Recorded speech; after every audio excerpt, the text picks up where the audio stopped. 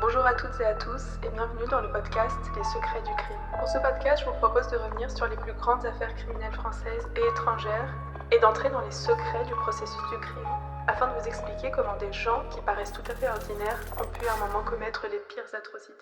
En ce mardi 1er avril, et après la levée des gardes à vue des 4 membres de la famille du petit Émile, je vous propose de revenir sur les raisons de cette libération et sur les dernières informations communiquées par le procureur de la République. Un autre épisode des secrets du crime qui revient en détail sur l'affaire est disponible et a été posté la semaine dernière au moment des placements en garde à vue. Je vous invite donc à écouter l'épisode de la semaine dernière avant d'écouter celui-ci. Pour rappel, la mort du petit Émile commence comme une affaire de disparition d'enfants au Vernet, une petite commune des Alpes de Haute-Provence, le samedi 8 juillet 2023, alors que ce dernier jouait seul dans le jardin de ses grands-parents. Ses parents n'étaient pas présents au moment des faits, mais il était entouré de certains de ses oncles et tantes qui s'étaient réunis dans la résidence secondaire des grands-parents pour y passer le week-end. Après avoir joué dans le jardin, le petit garçon se serait aventuré seul dans une impasse du village. En tout cas, c'est ce qui est rapporté par 2 témoins qui l'ont vu seul dans la rue. Remarquant sa disparition, ses grands-parents appellent les gendarmes ce soir-là aux alentours de 18h15. Et immédiatement, le signalement est pris très au sérieux puisque des recherches sont lancées. Elles mobilisent des gendarmes ainsi que des habitants du village venus prêter main forte. Elles se poursuivent jusque tard dans la nuit, mais on y met fin aux alentours de 3h du matin. Aucun élément n'ayant permis de retrouver la trace du petit garçon ayant été découvert. Les recherches se poursuivent sur plusieurs jours, mais il n'y a aucune trace du garçonnet, comme s'il s'était volatilisé sans que personne n'ait vu quoi que ce soit. En effet, à ce jour, aucune information n'a été communiquée sur un quelconque témoignage qui permettrait d'accréditer la thèse de l'enlèvement, bien que l'enlèvement ait été la première piste des enquêteurs. Forcément, avec les informations dont ils disposaient à l'époque, il s'agissait de la théorie la plus probable.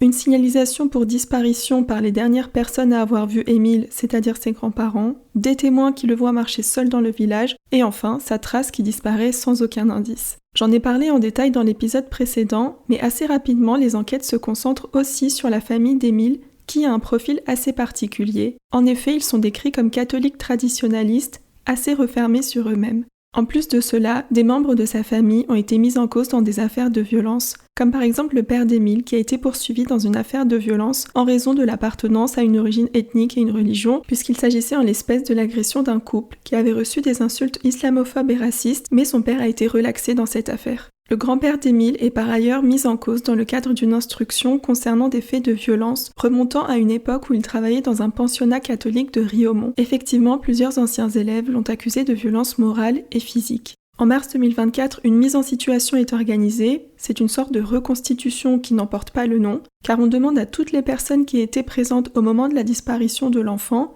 de se remettre dans la même situation. Et ici, plus précisément, ça concerne 17 personnes, dont évidemment certains membres de la famille du petit garçon.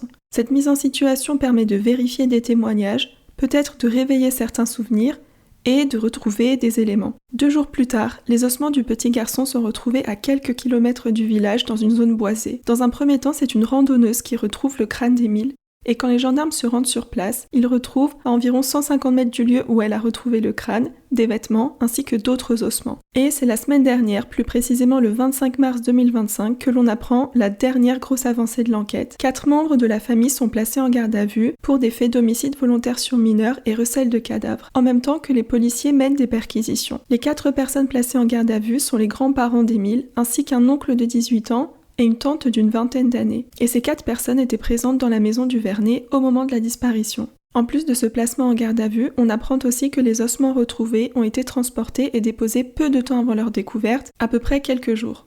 Le t-shirt de l'enfant lui a été enlevé, stocké dans un endroit sec et propre, puis remis à proximité des ossements. Lorsqu'on sait cela, forcément, le fait de retrouver les ossements 2 jours après la mise en situation soulève de nombreuses questions. On sait que les ossements ont été déposés juste avant la mise en situation, donc après l'envoi des convocations aux 17 personnes. Cela fait forcément penser à une personne qui reçoit la convocation, panique, se dit qu'on pourrait retrouver les ossements du petit garçon pendant cette mise en situation et prend la décision de déplacer le cadavre en forêt. L'autre information partagée par le procureur ce jour-là permet de déterminer que l'enfant a connu un traumatisme facial violent, ce qui évidemment rend quasi certaine la piste criminelle. L'enfant a reçu des coups ou bien a subi une chute violente sur le visage.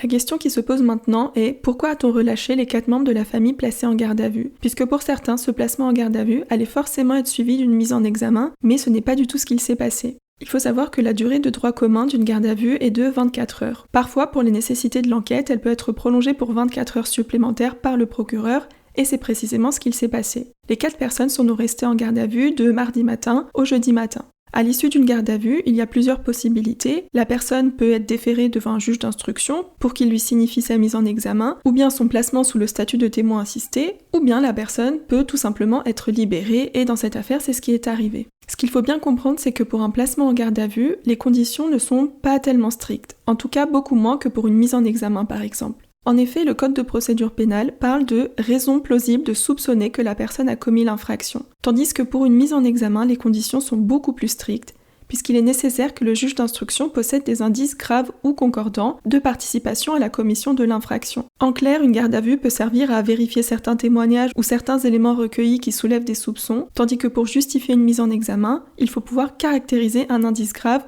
ou plusieurs petits indices qui tendent vers une personne. Et en résumé, en l'état actuel des investigations, il n'y a pas d'indice grave ou concordant qui justifie une mise en examen. Les soupçons qui pesaient sur les 4 membres de la famille ne sont pas assez lourds, donc évidemment ça peut être interprété de plusieurs façons. Soit ces personnes ne seront jamais mises en examen, soit le juge d'instruction a besoin d'approfondir les investigations pour identifier ces indices graves ou concordants.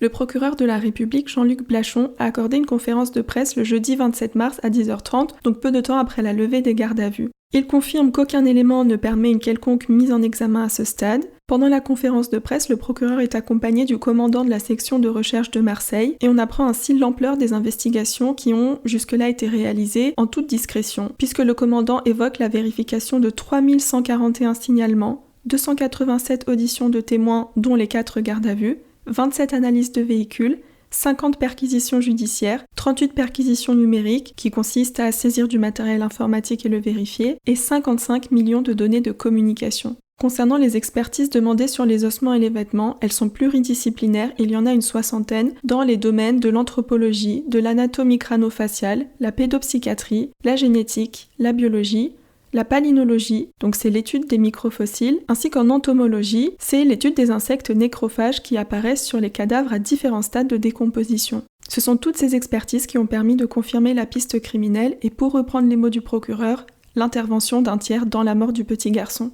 Elles permettent aussi d'affirmer que les ossements ont été conservés dans un autre endroit que celui de leur découverte et que le corps de l'enfant ne s'est pas décomposé dans les vêtements dans lesquels il a été retrouvé. Répondant à la question d'un journaliste, le procureur précise que malgré la levée des gardes à vue, la piste familiale n'est toutefois pas refermée. En outre, la dernière information vient du journal Le Parisien, qui a partagé le suicide du prêtre qui a baptisé le petit garçon. Il s'agit du prêtre Claude Gilliot, qui était assez proche de la famille, mais les relations s'étaient tendues au moment de la disparition du petit garçon. On a appris qu'il avait mis fin à ses jours le 15 mars 2025. Pour l'instant, rien ne permet d'affirmer que ce suicide est en lien avec la mort d'Émile, mais la sœur du prêtre décédé s'est exprimée publiquement pour dire qu'elle en voulait beaucoup au grand-père d'Émile, sans entrer dans les détails. Voilà, ce sont toutes les dernières informations dans l'affaire de la mort du petit Émile. Je ne pense pas qu'on aura des nouvelles tout de suite, je vous tiendrai évidemment au courant. Merci de m'avoir écouté et à très bientôt dans les secrets du crime.